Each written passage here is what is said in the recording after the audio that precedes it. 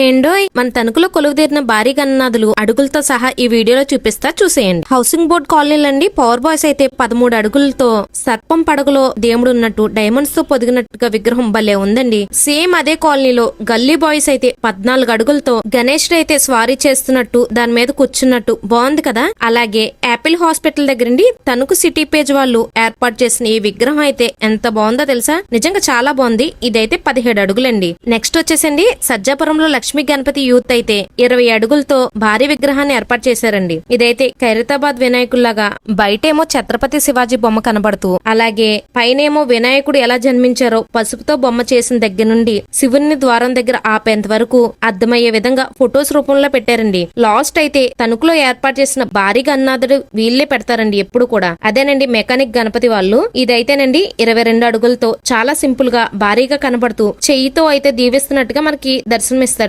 ఇదైతే Paparao petrol bunk back side ఉంటుంది. ఇంతకీ మీకు ఏ గణేష్ విగ్రహం నచ్చిందో కామెంట్ చేయండి. ఇంకెక్కడైనా మర్చిపోయి ఉంటే కామెంట్ చేసేయండి, వీడియో తీద్దాం.